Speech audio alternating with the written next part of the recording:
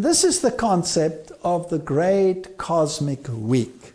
In other words, 6 days, which become then a day for 1,000 years, 6,000 years, plus 1,000 years for the millennium. Now this is a concept that has been around for a very, very long time. And we find in Psalms 90 and in 2 Peter the following statement. Psalms 90 verse 4. For 1,000 years in thy sight are but as yesterday when it is past, and as a watch in the night. 2 Peter 3 verse 8. But beloved, be not ignorant of this one thing, that one day is with the Lord as 1,000 years, and 1,000 years as one day. The book of Revelation refers to the 1,000-year millennium period 6 times. Let's look at one of those verses. Revelation 20 verse 4. And I saw thrones, and they sat upon them, and judgment was given unto them. And I saw the souls of them that were beheaded for the witness of Jesus, and for the word of God, and which had not worshipped the beast, neither his image, neither had received his mark upon their foreheads, or in their hands, and they lived and reigned with Christ 1,000 years. So there are 6 statements regarding this 1,000-year period. Some of them talk about the devil that was bound 1,000 years. Now, Robert Johnston, the chair of the New Testament department at the Seventh-day Adventist Theological Seminary of Andrews University, wrote an article on the subject, which can be found at this webpage. And in this article, he shows that some of the early Advent pioneers, most notably Jane Andrews, were actually firm believers in this principle, but that this idea was later discarded by some, including Uriah Smith. It's interesting that as late as 1899, Adventist publications stated firmly that the end would be sometime around the year 1900. This belief that the end will come sometime during a somewhat extended period with an end point can be called soft time setting, as contrasted with the setting of a definite firm date, hard time setting. So this is the theology. And this theology, although it was used by the early pioneers, was basically discarded and has, received some very poor press, and people have shied away from it. Now my question is, does the spirit of prophecy throw any light on the subject? In other words, I know that Jane Andrews believed it, but does the spirit of prophecy throw any light on the subject? And we will look at some of these, and this is not time setting. I'm not time setting at all. I'm just looking at what does the spirit of prophecy say. And I'm not talking about the time or the hour. And I'm not interested in any prophetic interpretation where we take the prophetic times of Daniel, for example, and make them literal times in our dates. That is a system of futurism which is not in harmony with the Bible. We're looking at this cosmic time, and I want to know, what does the spirit of prophecy say? There are in fact 74 if you count the compilations, 6,000-year statements, and 41 4,000-year statements in her writings. Now, how did I get interested in this? My interest in these statements comes from my study of creation versus evolution, particularly with regard to the age of the earth. However, it was proposed by some scholars that these times are not definitive and simply meant, in other words, these 42 or 74 statements on 6,000 and the 41 on 4,000 years, that they were not meant definitively, and that they actually meant since the beginning, during Old Testament times. But at least one of these was definitive, when she stated, the world is now only about 6,000 years old. That's in 3 Spiritual Gifts, page 92. Now, Ellen White uses the phrases about 6,000 years 13 times. She uses the statement almost 6,000 years once, and she uses the statement nearly 6,000 years 12 times. But there are 3 where she states more than 6,000 or over 6,000. And the rest of the statements just say for 6,000 years.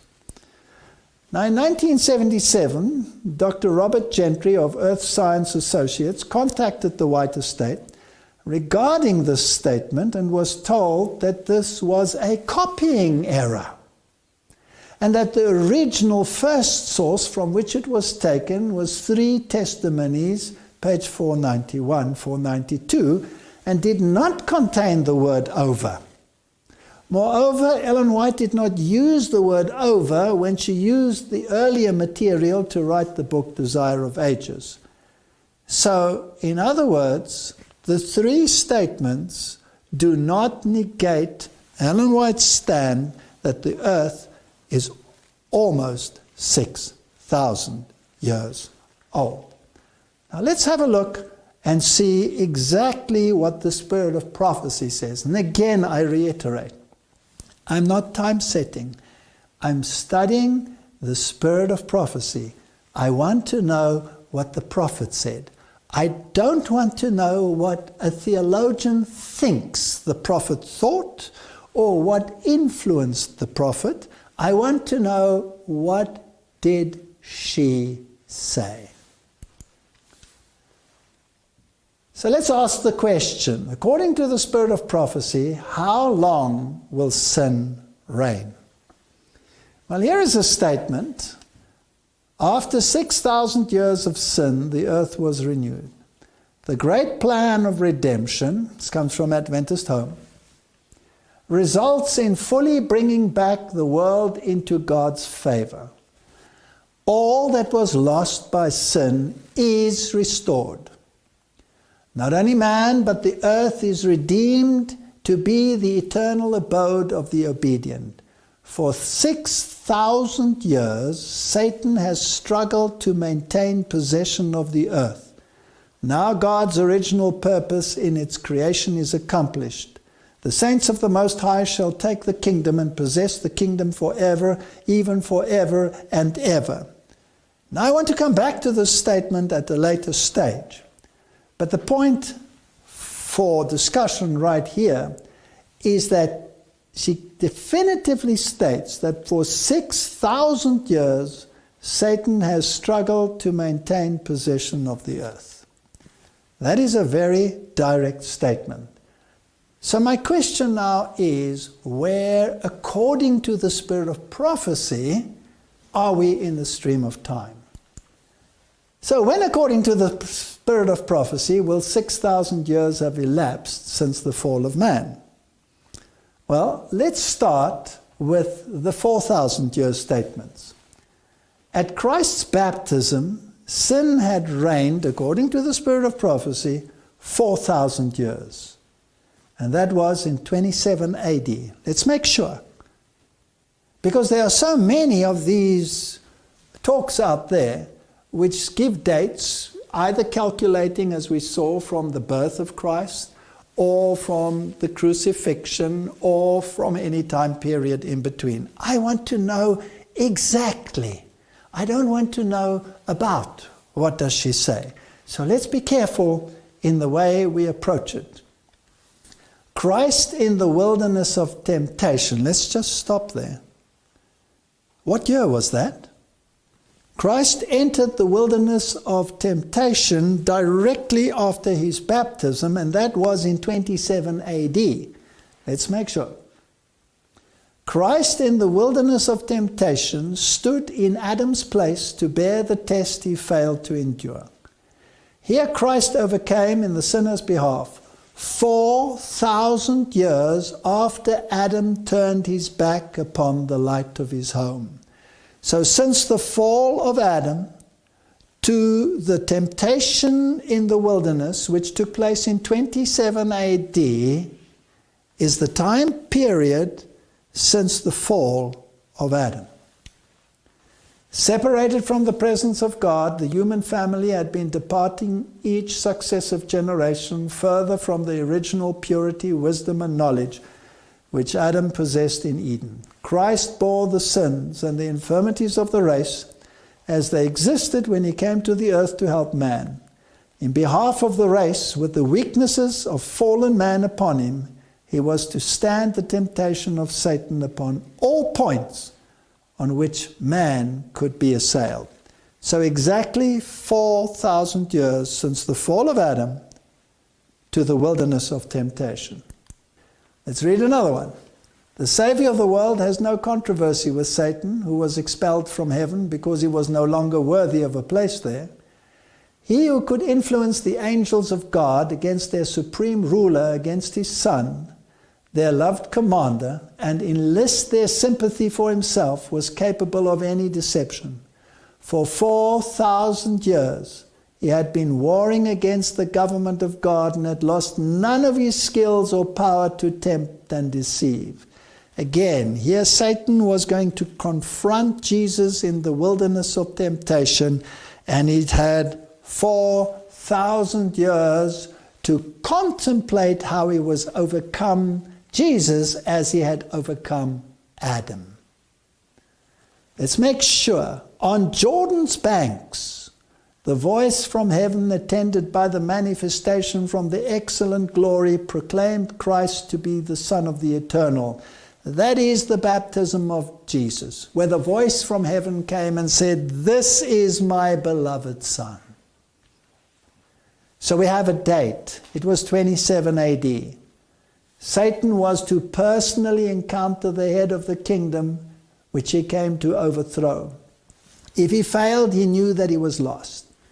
Therefore, the power of his temptation was in accordance with the greatness of the object which he would lose or gain for 4,000 years. Now listen carefully. Ever since the declaration was made to Adam that the seed of the woman should bruise the serpent's head, he had been planning his manner of attack. We have precise times in this statement. From the fall of Adam up into the wilderness experience of Jesus, exactly 4,000 years. In other words, until the baptism. Now, I'm not using this as time setting. I'm using this as background information that the conditions described in the scriptures and the spirit of prophecy are ripe. They are there for us to perceive. I do not for one moment believe in the Israel vision. I'm just looking at the signs which we are informed to do and trying to bring a message. So my question is this. If Christ came at exactly 4,000 years after Adam sinned, and if we add 2,000 years, could the world end in 2027 according to this calculation? Because remember, Christ came 27 AD when 4,000 years since the fall of Adam had expired. And add to that the 2,000 years to make the 6,000 would bring us to the year 2027. But before I go there, and remember I am not time setting, I'm merely quoting the spirit of prophecy. I want to look at that statement that I referred to earlier. And I said we would come back to it. Let's look at it carefully. It's the statement about after 6,000 years of sin, the earth was renewed. The great plan of redemption results in fully bringing back the world into God's favor. All that was lost by sin is restored. Not only man, but the earth is redeemed to be the eternal abode of the obedient. For 6,000 years, Satan had struggled to maintain possession of the earth. Now, God's original purpose in its creation is accomplished. The saints of the Most High shall take the kingdom and possess the kingdom forever and ever, even forever and ever. What is the context of this statement? Well, it is in the context of the final restoration, when the saints will possess this kingdom and the earth forever and ever. So it is after the millennium, when the earth will be restored to its original. But even after the millennium, the time period that Satan had been warring against this government was 6,000 years. For 6,000 years, Satan had struggled to maintain possession of the earth. So it's the time frame of his total struggle. Now remember, during the millennium, he cannot struggle.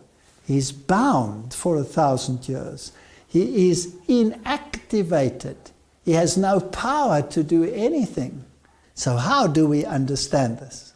Let us look at Satan preparing for the final battle. This is me writing. So when the wicked are raised, Satan must have some time to prepare them for battle. If 2027 is the end of the 6,000-year period of warring against God, then this would exclude the time of preparation required after the wicked are raised. Is it possible, I'm just asking the question, that a time could be cut off from the 6,000 years before 2027? If so, then Christ must come sometime before 2027 to allow this, if we take the prophecies in the spirit of prophecy as definitive in terms of time. Now Romans 9 verse 28 says, "For he will finish the work and cut it short in righteousness, because a short work will the Lord make upon the earth." So there will be a time when he will cut it short.